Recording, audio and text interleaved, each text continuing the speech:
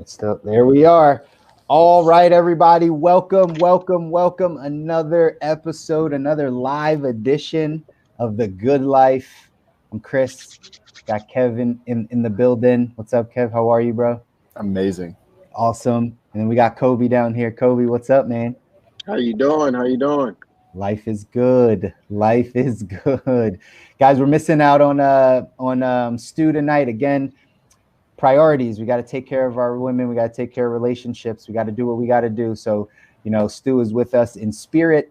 But again, rocking with the three of us tonight. Thank you for everyone that's joining us live on Facebook, live on LinkedIn, live on YouTube. Again, press that thumbs up button, subscribe, whatever you have to do. Let people know that we are here to give you the keys that you need to live a good life. So we're back with another week. And this week, last week, what? We talked about money.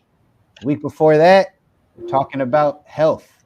This week, talking about love, talking about relationships, talking about what that means and what it looks like to live healthy in your relational life, in your love life, and whatever that looks like to you. So we got the expert in the building, Kevin Crenshaw here. So Kev, holla.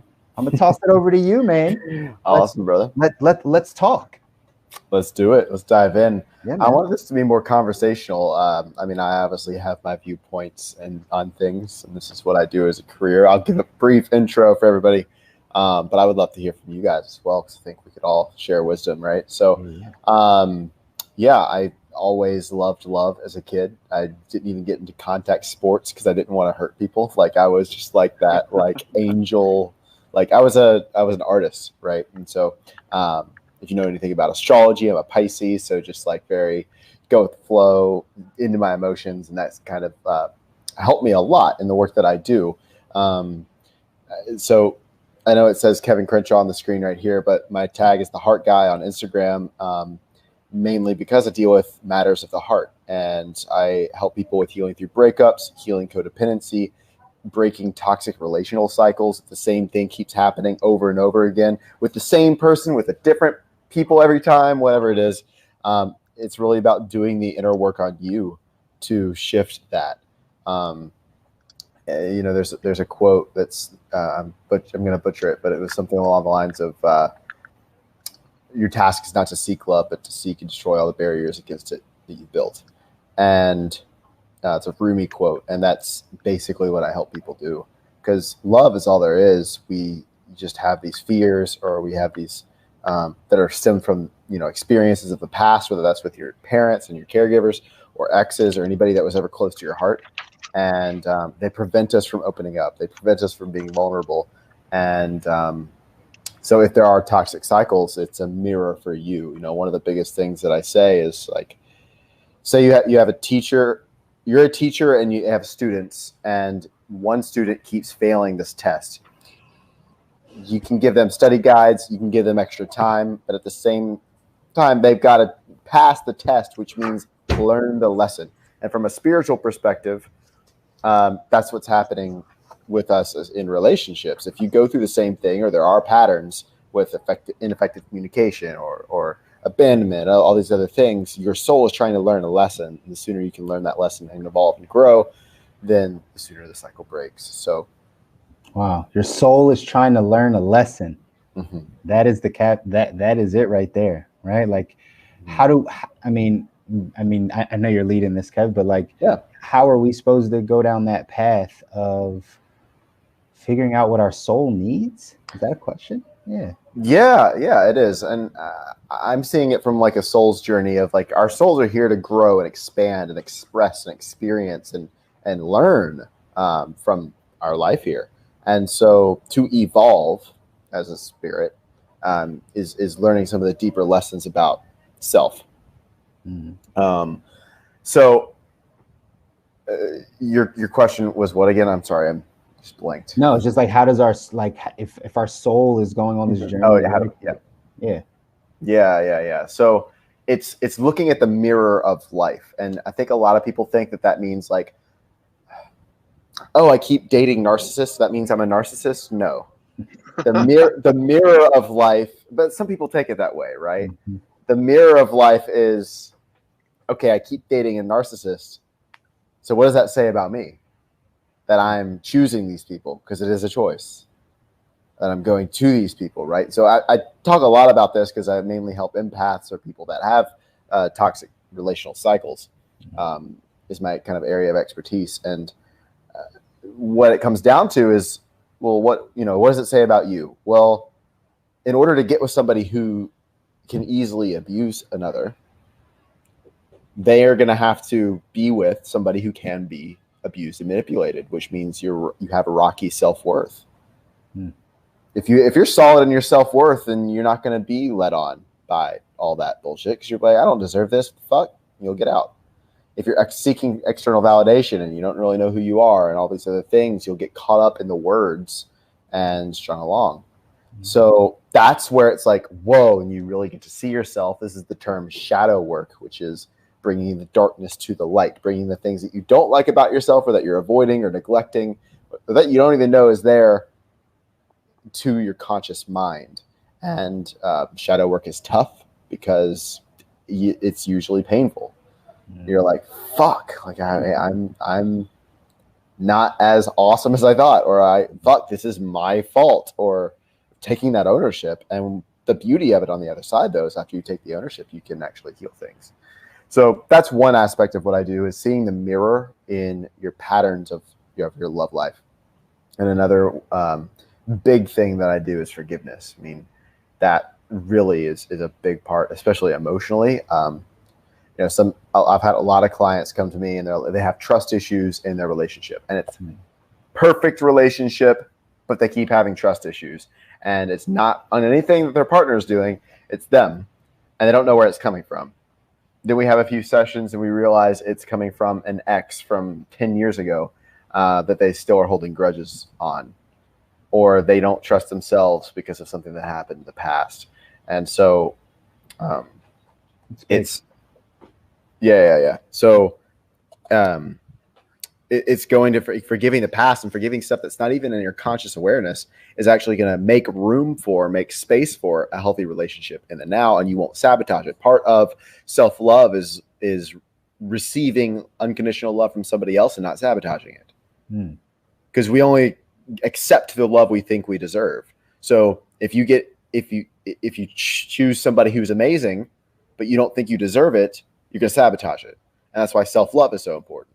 So I'm kind of going all over the place. I touch on the patterns in the relationships, self-love, but also like spiritually, you could say shadow work. You could say emotions. What emotions are you holding inside of you, projecting out into the world or internally? I had a client recently who was having anger problems, and he really wanted to stop. It was getting to the point of he was like the cops were getting involved and shit. And he's like, this isn't me. I'm like, what the fuck's happening? He's been involved in gangs. He's gone to jail and all this other stuff.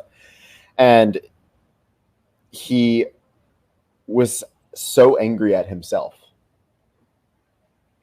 And so when your cup is full to the brim of anger or of sadness or literally any emotion, and then the world, some external thing, a person, something on the news comes and triggers you in any way, makes you feel slightly uncomfortable, what's going to come out of your cup is what you're holding inside. So if you feel a lot of anger, then you're going to get angry and you're going to project it. But when you're pointing a finger, you have three pointing back at you. And so that's again, more of the mirror of the world showing. I'm curious, Kev, like, do you think that people really, like, they don't understand that? And I don't know, maybe it's my mental A lot don't. Really? Like, yeah, a lot don't. I feel like people, and maybe it's that case, everyone kind of learns differently, but like, if you know that something is repeating or something is happening and you're blaming the external world, like you're blaming something outside of you, like eventually it breaks. Exactly. Right? It comes into play where it's like, that's probably me. Like, maybe I should look at that. I mean, that was me. I was cheated on by my first 3 relationships. And then I was like, what the fuck? I was like, oh, damn, it's me. But then I was like, because I was like, all women aren't cheaters, but that could be a go-to because based on my experience. And I'm like, okay, well, what am I doing or what am I not doing? And I realized I was codependent and needy. So I was almost like pushing them away because I was so clingy. That's important. That's important to find out. Kobi, jump in, man. Like, what are your thoughts on this? Yeah, well, what I'm relating to right now is just how much the decisions that we make as children, right? I've heard a lot of terms for it, et cetera, but inner child, whatever you want to call it. But certain decisions we make when we encounter certain critical points in our childhood, and how that dictates our relationships with our loved ones, our relationship with ourselves, obviously first and foremost, and relationship with others, such as, where you're extremely embarrassed, right? I remember for me, when I first moved to the US, I was in a third grade class. I was just placed in there very quick. It was like, next thing I knew, I was sitting around with some weird kids learning some stuff. And I went to the restroom, which was the back of the bathroom. And for some reason, I had like an accident. Like, I basically peed everywhere. Right. So I was in there trying to clean up, like third grade. Imagine third grade and be in there trying to clean up real quick, trying to figure out what's up. And it's not like outside of the room. So you can't like once you come out of the bathroom, you're pretty much in the classroom. Right. And so this kid, I remember him like yesterday, Norris, goes in after me and yells, "Yeah, he peed everywhere." Everybody goes crazy. And I'm sitting there right then and there. I decide that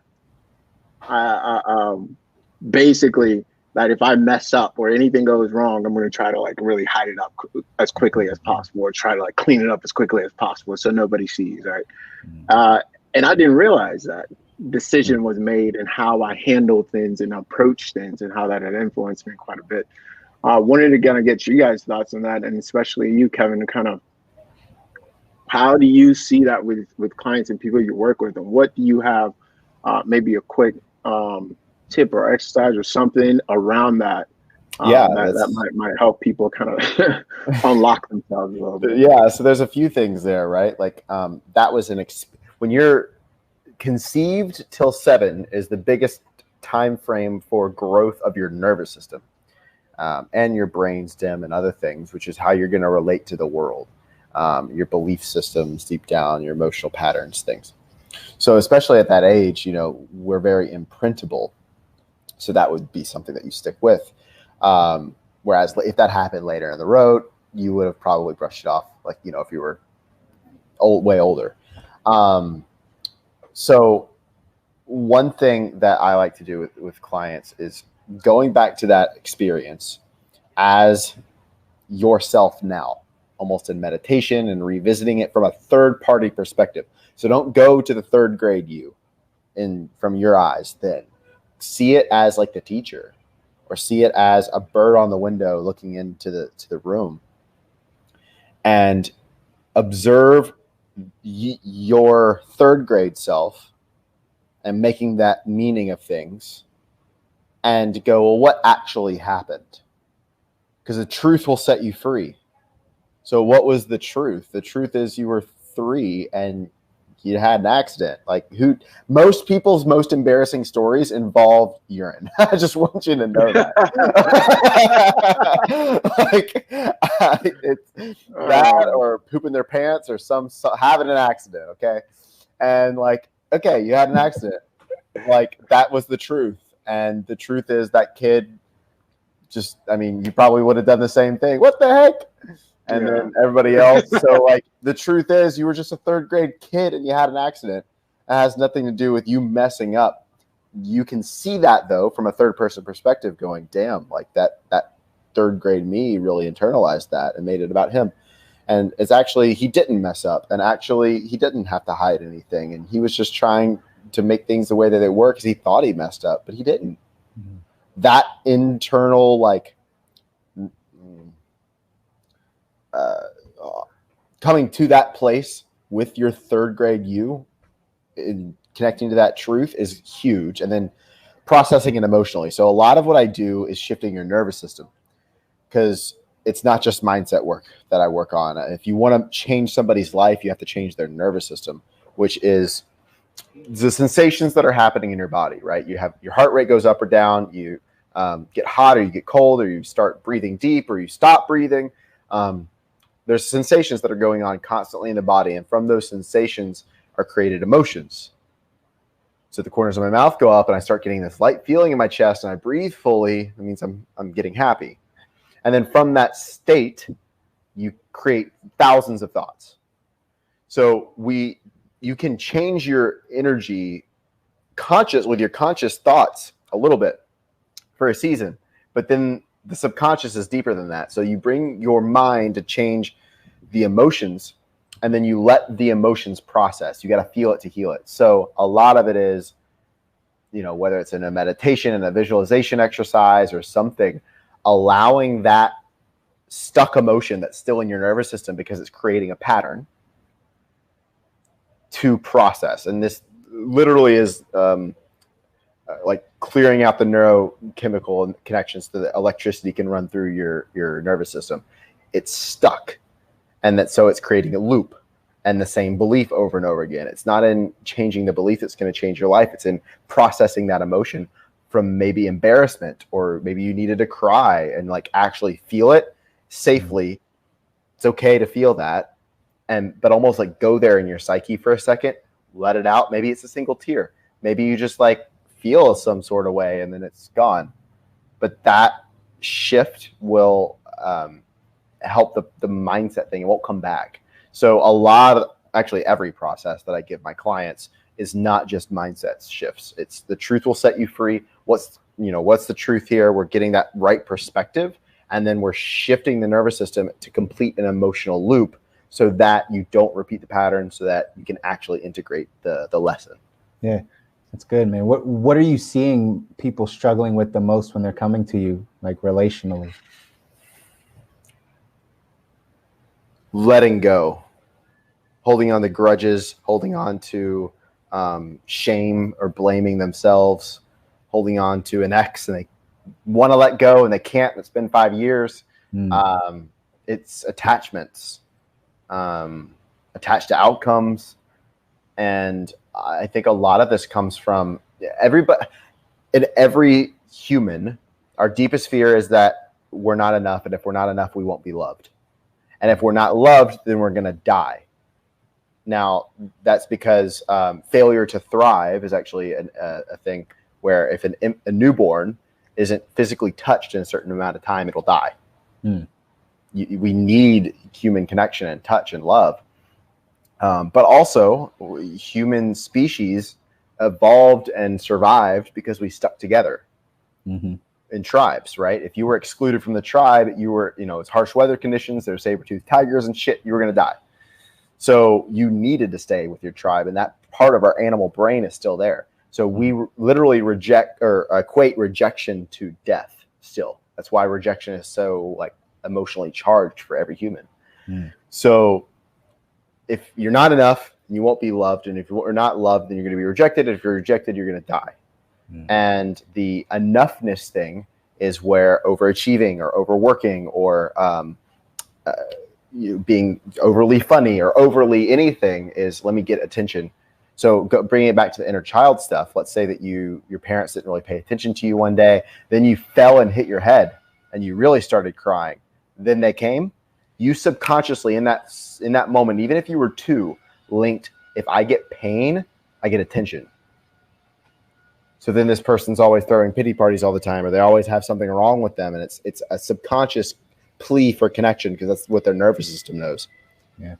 The same could be said with somebody who is really funny, right? Like somebody, the kid's trying to get attention, nothing's happening. They do something and everybody else laughs. And then they're like, oh, if I'm funny, then I'll be liked. Yeah. So it's what we learn in that regard. That makes sense. By the way, I think he said he lost power. Yeah, I think Kobe just lost power. He's not in Texas. He's in California. But either way, really, oh shit. Yeah. But either way, he said he lost some power. But we're still here, man. That makes sense, Kev. Right? Like, kind of thinking back, because talk about this relationship side, and the reason why, again, for people that are joining us or just watching and paying attention, like the reason we're talking about love, relationships, those things, is because relationships are an integral part of your life and an integral part of living the good life. It doesn't make sense to get to wherever you think you want to get to in life and have no one around you and no one to share it with, and no relationship with your family, and no relationship with your children, and no relationship with anyone. Like, that is not the good life. We need this, right? Like, we need to be able to, we need to be able to feel what it means to be connected to one another, right? Like, that is the case. So the things that we start thinking about and paying attention to that you're going into, Kev, is really about like the reasons why it's hard to stay in connection with people, right? I've been married, going on July of this year makes 10 years married, 13 years together with my wife. And it's been one of the hardest things to do, right? Like, one of the hardest things. And normally the hardest things in life become the most rewarding things in life. That's why you do the hard things. But just having two individuals from two completely different backgrounds, with two completely different life experiences, with two different ways of seeing life, with two different visions, coming together to become one and head down the same path, it's a very difficult thing. That's in the marriage side, right? It's difficult to sit, not have good relationships with your children. It's not have, or your parents, right? But all these things are the relational parts of our life that we have to get in order if we want to live that good life. And so a lot of these things you're saying, they come from childhood. They come from how we interpreted something, the story we told ourselves about something that happened. So if you're finding that, you're falling in the same relationships, or you have the same feelings and you think it's other people, it's really you. And we have to go back into this place of understanding, like, how did we get here, right? How did we get here? What is it? And, Maslow's hierarchy, and right, self-actualization, self-mastery is at the top of Maslow's hierarchy of needs. Why? Because the goal of life is to get to understand who you are, what you're about, what you stand, who you are, and then you can come into relationship with other people. Kevin, I think you said it right about making sure your cup is full. Right? If you make sure your cup is full, that's the only way to have successful relationships, that you can overflow and pour more into other people and have that be a success because you've done the work on yourself. So you're hitting the nail on the head. Like, all this stuff it's 100% internal work, right? Internal work to understand why, our relationships either work or they don't work, Yep. So. And a lot on relationships too, as I had mentioned earlier, was like on, you don't want to like get the right person and then sabotage it.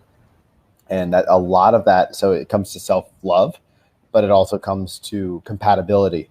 And I think this is something that goes overlooked a lot in relationships, or especially my industry, is, people wanting to make it work so much and learn effective communication and learn boundaries and learn like all the things to make it work. But at some point you've got to recognize if you're actually compatible with the person, and you want to find that out earlier on than, later. But that's a huge bit that people don't necessarily see. And how do you, right? Like, how do you figure that out? Yeah. So you have to have sexual chemistry, number one.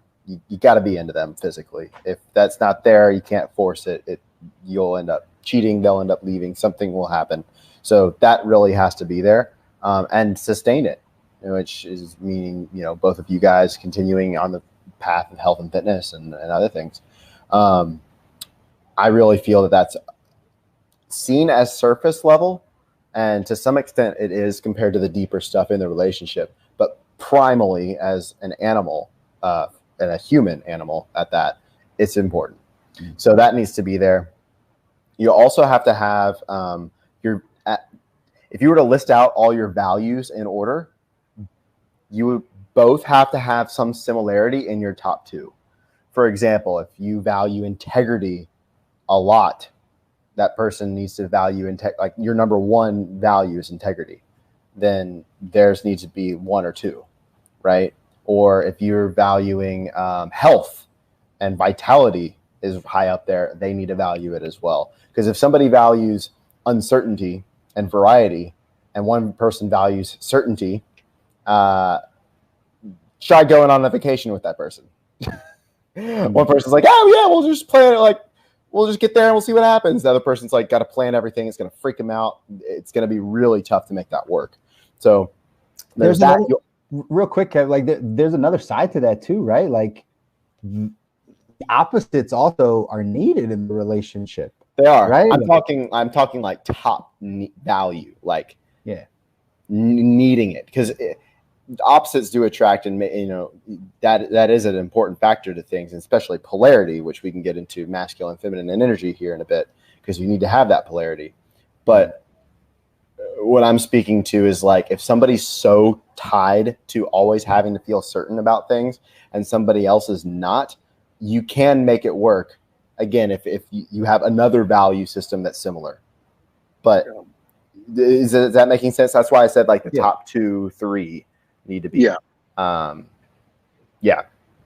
And then the last one is you got to be going in the same direction, which is again, kind of value systems, but like at least willingness. Are you willing to work on the relationship with this person? Are you able to work on the relationship with this person?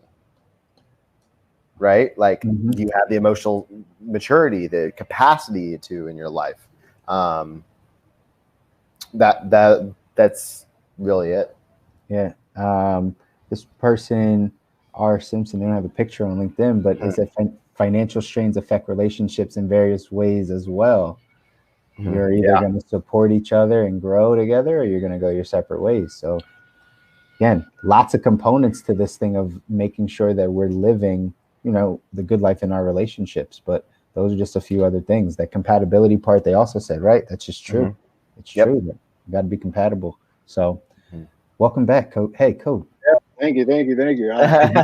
Is it the light? Hour? Like, where am I? I was joking with everyone when you logged off. It was going to be, or I was like, he's not even in Texas, right? Like, he's not even in Texas. He's in California. So it's crazy. But I last little bit that I had a thought. Kevin, you were talking about a few things there, and one thing that really kind of hit me as it relates to the work I do and what we're discussing today is the importance of you got to feel it to heal it is the phrase you said. Feel it to heal it. I knew it was coming to me. The thing there was how true that is in so many different arenas. I think in the physical realm, there's a lot of products sold to numb pain, right? So I'll do like 2 specific areas. One being, let's say, feet and footwear. We've completely modified our physical feet and how it functions and all the way up the chain as a result of how footwear has progressed to provide more cushioning and provide more stability. And when in actuality, it's continuing to make our feet worse and worse and worse, and our entire body, everything just worse and disconnect us from the earth. And it's sold as like something that helps with pain, right? I think we always have to pay attention to that whenever products and things are sold, just to kind of disconnect us from pain rather than seeking what the source of the pain is and healing the pain. So that's just one example that kind of really resonated with me, and something we're doing continuously. Like, we interject into an already complete, we being humans, interject into an already complete system, try to make it better, and we tend to make it worse, and then provide usually solutions that we have to purchase, right, to solve a lot of these issues as well. And then you also mentioned a piece that reminded me of just how important coming back to the breath is, and the idea of I've mentioned this before, of disease being really a sense of literally dis-ease, right? Blockage in the system. I think it goes not just physically. You spoke on it on the neuron level. I think it's important to recognize that these patterns are consistent, and they're consistent in so many different areas. So the feedback system is It's so important, and goes back to even bringing in the practice of kind of like gratitude, right? Like, yeah, things are uncomfortable right now. Yeah, things are whatever right now, but you know what? There's a purpose for it, right? It's not just being like Right. wishfully, oh, things are great, but recognizing the purpose of the seasons, right? The Mhm. purpose is winter is cold right now, but there's a purpose here. I think goes a long way to really help us from creating these stoppages and blockages in our system that leads to so much more pain in the future. Definitely. Straight up. Well, you're talking about that. And it kind of goes in with shadow work too, of avoiding pain. Like I mentioned that the greatest fear of everybody is that if I'm not enough, I won't be loved. And the greatest joy is to love and be loved. And that's like the biggest push pull of it all. That's why we achieve. That's why, like, deep down, any of us are doing anything that we're doing, I feel. Even if it's just to make the world a better place, it is for love, and it's not just relational love. There's many different forms of love, as the Greeks defined. So, yeah, That's huge. That's huge. And again, understanding what you just said, Kev, like that there's many different forms of love, but that is what gives us the greatest joy. Like that's, as human beings, that's what we're here, right? Like we're here to connect. Like that's what we need. And so your ability to, if you're one of those people that just say, I don't like people, or I can never keep a man, or I can never keep a woman, or like you're saying things that like are hindering you from getting to your best life. Like you have to be connected to people. And I feel like, I mean, definitely to get ahead in any way, like it's not what you know, it's to an extent, right? Sure. And I'll say too, like,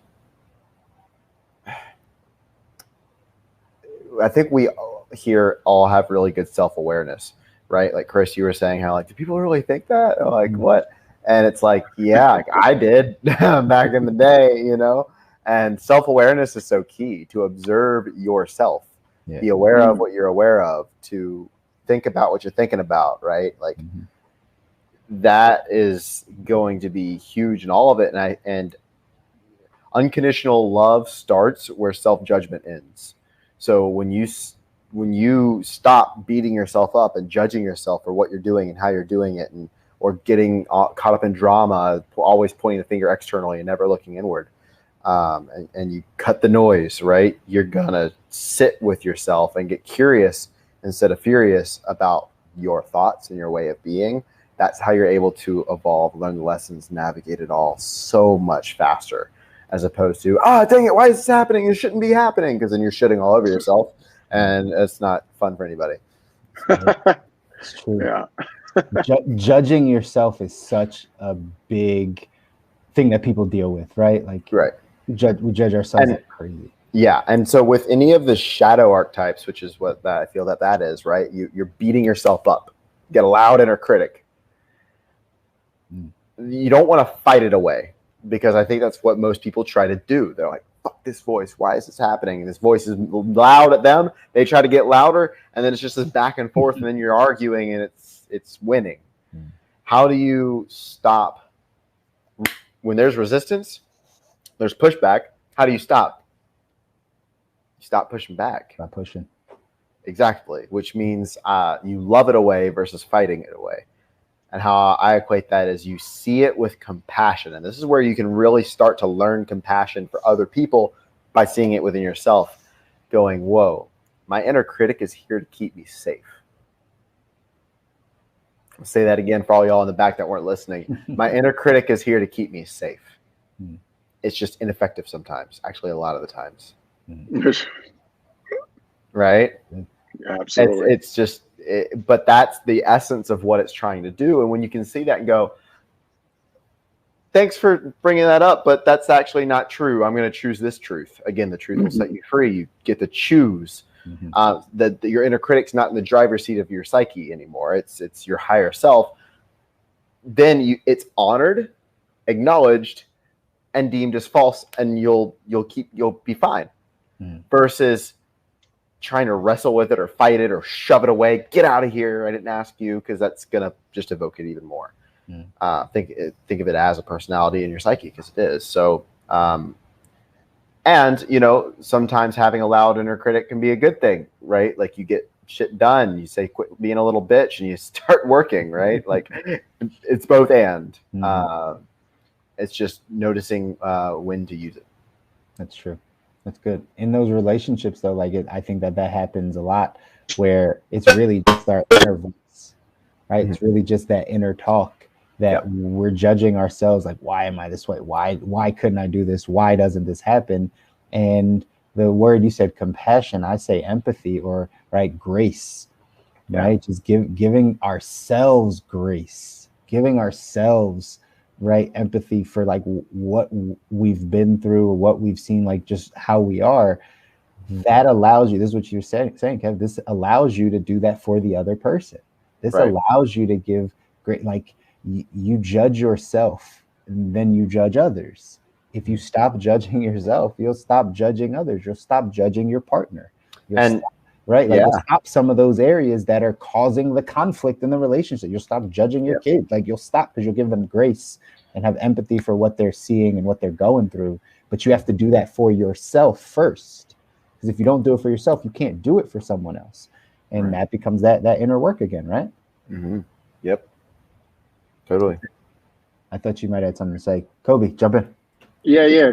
Kevin, man, I wanted to get you to expand a little bit here on like the connection of the breath to all of this, right? The connection of the breath to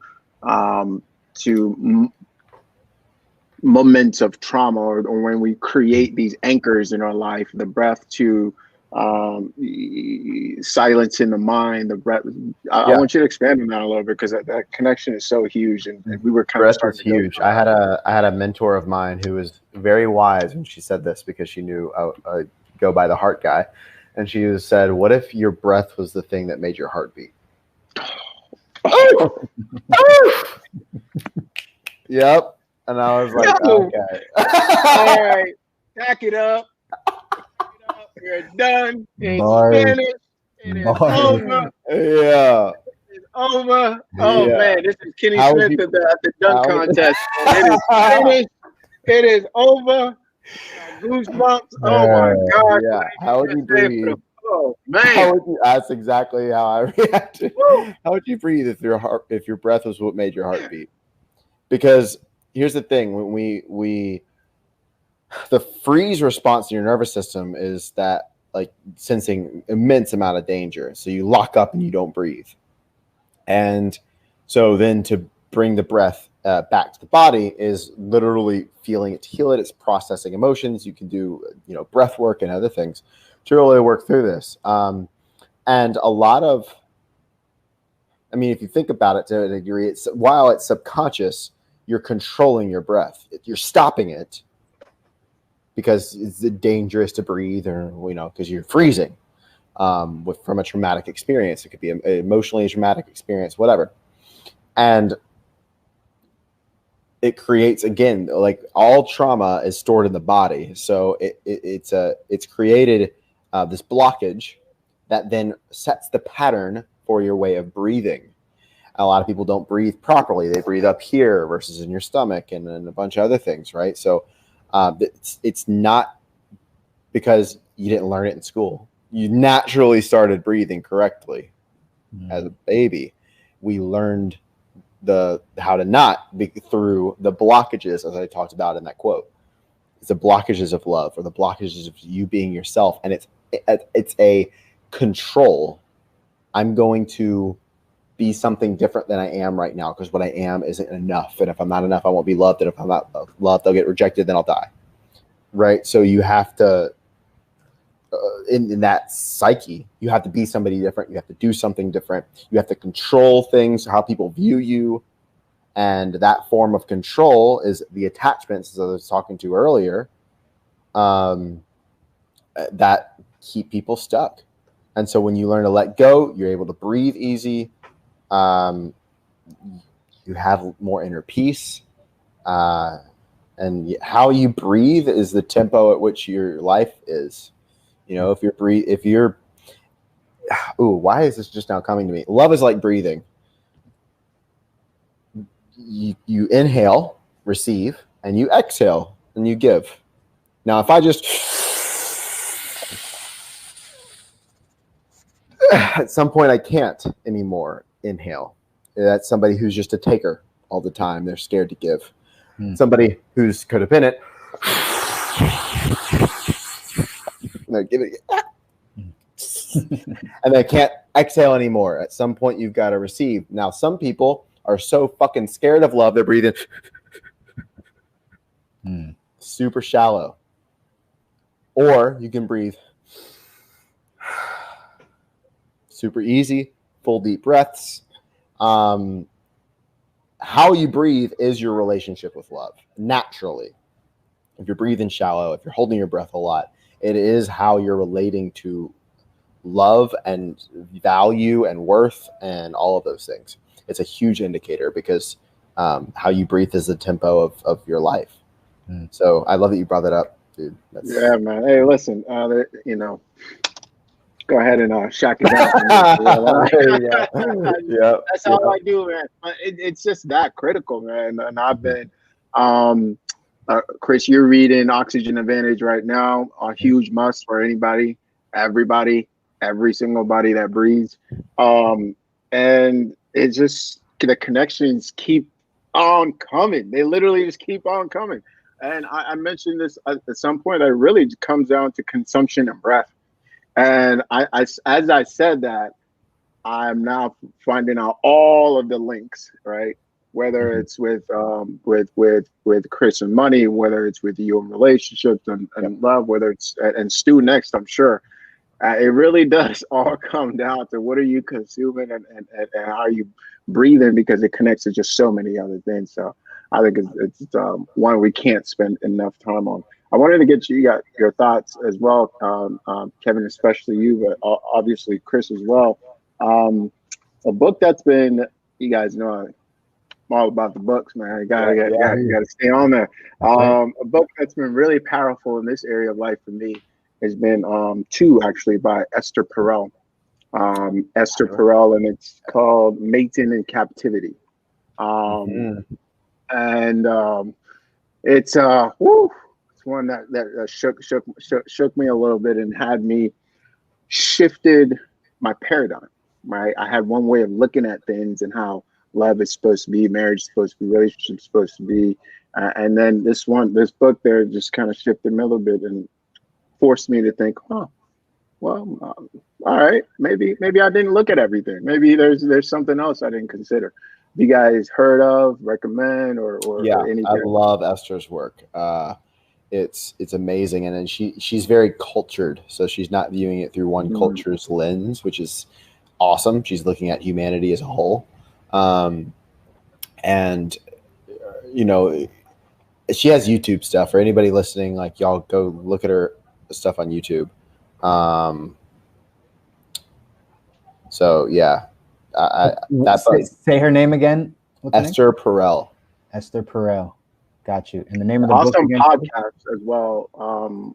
I forget what it's called, where she actually does clinical work, and you get to be a fly on the wall and check out the work that she's doing with her clients, which is was crazy to me. That was kind of cool for me to see examples. Like, oh, all right, I'll do that too. All right.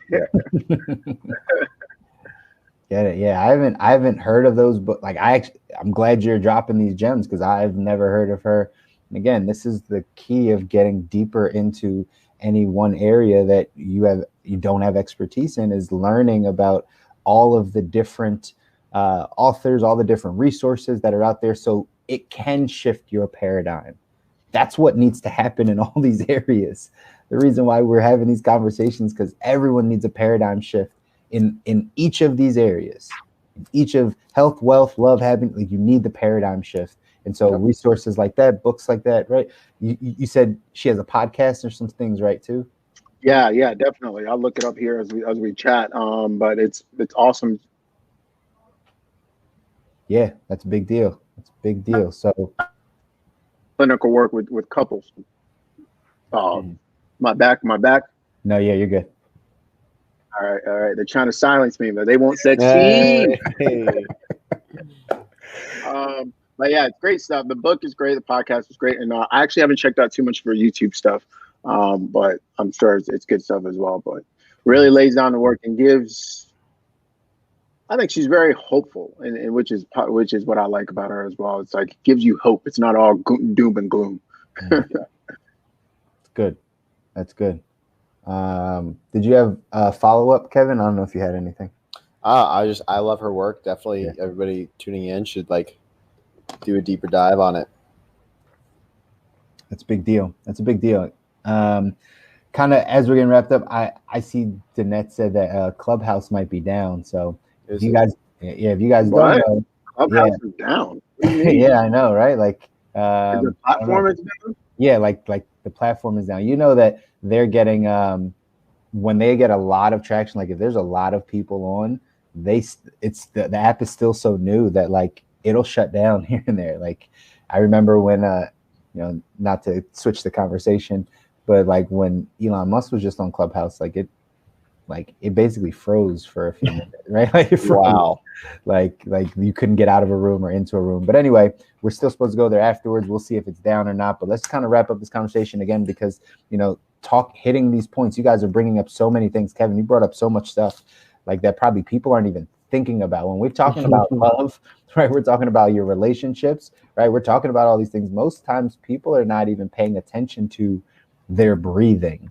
Right. Hey, when's the last time someone had that conversation? Like, really the root of this is, right, your energy, your breathing, what you're doing on that inner work. So, I don't know if you have a few tips, right? Some people that are thinking, okay, now I do want to start getting better in this area. I want to start growing in my relationships in general.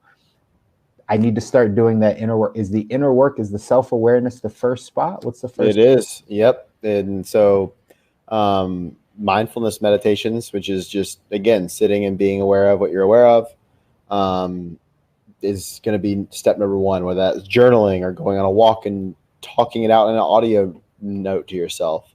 Do something to process and have that non-judgmental awareness and just see what is. Like, oh, my shirt is black versus fuck, I wanted a blue shirt. Like, you know what I mean? You can't just like judge this stuff.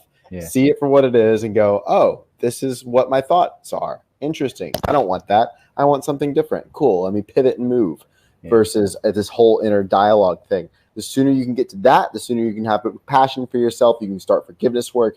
Then you can have more effective conversations with other people because you're not seeing it as an attack from them. Big. Right. Yeah. And even if it may, they raise their voice and they come off harsh, you'll see the compassion bit. We didn't get much into effective communication today, but every connection or communication, anytime somebody's communicating, it's a loving response or a cry for help. So it's either a loving response or a cry for help. Now, if somebody's angry and pissed off, which one do you think that is? Cry for help. Cry for help. Yeah. And so when you can see that with compassion and look for their wounded inner child and go, whoa, what are they not feeling? How can I support that? And lose the words that they're saying. You won't take things personally. You'll see them with compassion. That's healing. That's hard, man. That is the hardest. Again, right? Like I've talked to my wife about this. Like we've eliminated the word hard out of our vocabulary, right? We try not to say that at all because life is hard, right? Like everything's hard. Like, it is what it is. But this is one of the things that challenges so many people, right? It's being able to do some of those things. So again, for anyone that's listening right now and you want to get into this process of building a better relationship, feeling better about yourself and the people that are around you and you're around and the people you're giving love to, right? Starts with that inner work, starts with that self-awareness, starts with you really taking a look and seeing like, hey, what do I need to fix? Like where do I sit in some of these areas? And like we talked about this entire show, like going all the way back, was there childhood trauma? Were there triggers? Were there these anchors in your life that you then said, well, I have to be this way now? Right. From that one experience, now you have to be a certain way, or you have to do a certain thing, or react a certain way. Can you go back? By the way, this is like what therapy does too, guys, right? Like, this is what you start doing, is you start like really unraveling and start figuring out like, where did this thing turn, right? Where did it turn? And then, like you said, Kev, going back to that place and then looking at what actually happened, giving yourself the grace, like Kobi, to be like, I was in third grade. Like, I get it. Like, I get it, you know, and doing that work, I think it's what eventually builds better relationships for you and those around you. Yeah. We're looking at what happened. And I think asking yourself, what did I make it mean? Like, what did I create out of that? And to kind of, I think we got time for one more story here. One, for me, I realized this may be a pattern as well for, I think,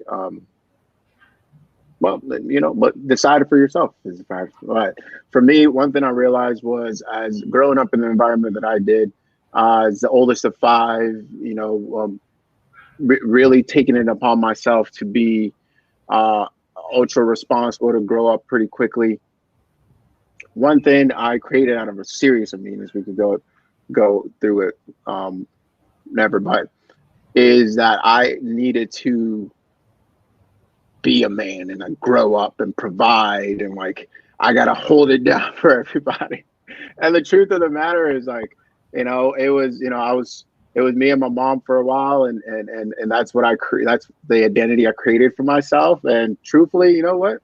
Nobody needed that from me. Yeah, no, sit down, brother, relax. Nobody really actually needs that. Sure, it's helpful, and it gets you. It's kind of your winning formula. It gets you a lot of things in life, you know, when you're.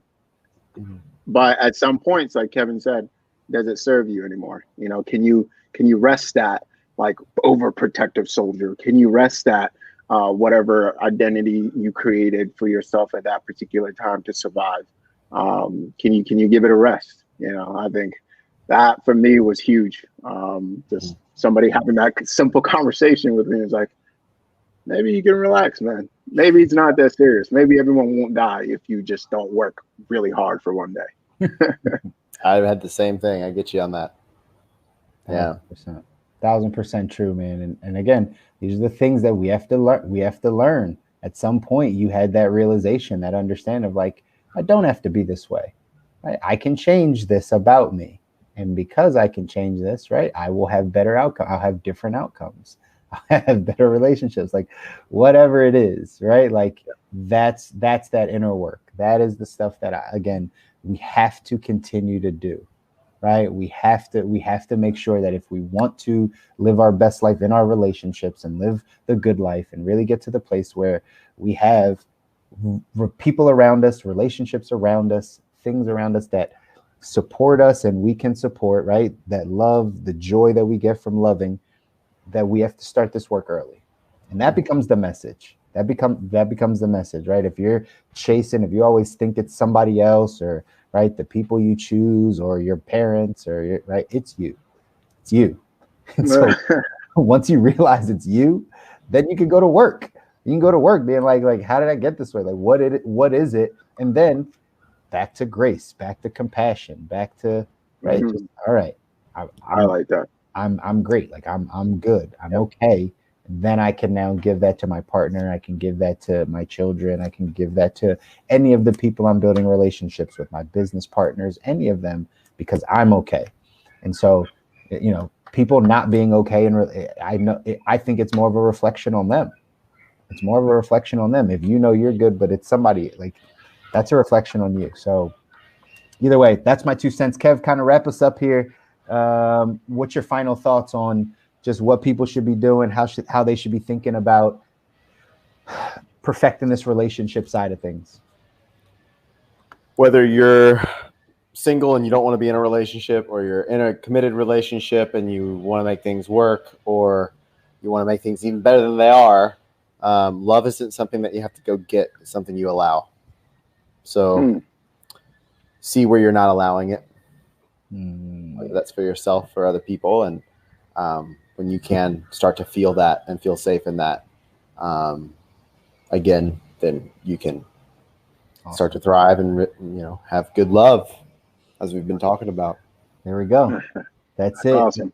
That's it, guys. So hey, we're gonna wrap this one up tonight. We're talking about love. We're talking about relationships, and this is one of the most important. Again, these critical 4: health, wealth, love, happiness. Getting all these areas right, and you will live the good life. You'll get to that place where you're content, you feel good, you're fulfilled, your financial life is good, your health is good, your relationships are great, you're just in general happy, fulfilled in life. That becomes the good life. So we have to start doing this work right away. We want to come give you guys value. For everyone that's listening, thank you. For everyone that's that's on LinkedIn watching us, thank you. For everybody that's on YouTube, we're coming to just give you information, give you valuable things that you can start to process, and then maybe start to become more self-aware, right? Start to really go down this journey. If you have goals and dreams and desires of fixing your relationships or fixing your health or getting to the best,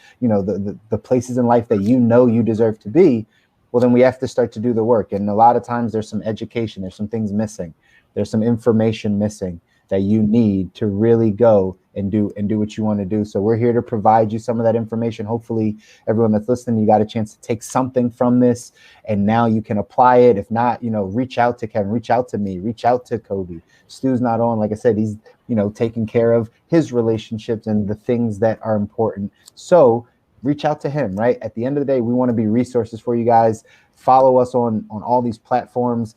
The Good Life 4 on Facebook. That is the actual page for this live streaming show, The Good Life 4 on Facebook. And you can go there, like the page. So every Thursday, 8 p.m. Eastern, we're jumping on and we're going to give you guys some more tips, tools, just great, insightful conversation about what we need to do to get to that good life. And then right after, which is where we're going now, because Danette came back on and said we could keep this thing going. She was like, we can keep it going because Clubhouse is back up. We are jumping on Clubhouse 9 p.m. right now, literally 3 minutes from now. We're jumping on Clubhouse. We're going to continue the discussion. Anyone that wants to jump in there with us, we can continue to have the conversation. Most importantly, you can come up, you can ask some questions. We can start to engage and interact with you because we really want to be able to provide as much value as possible to get you to where you need to be. So until next Thursday, guys, we're going to sign off. We're going to come back again next Thursday and rock it out. But for now, jump over on Clubhouse. Follow us over there and engage with us in Clubhouse so we can finish this conversation. You guys enjoy the rest of your night, everyone. We're signing off. See you in Clubhouse. Here we go. Good health, baby.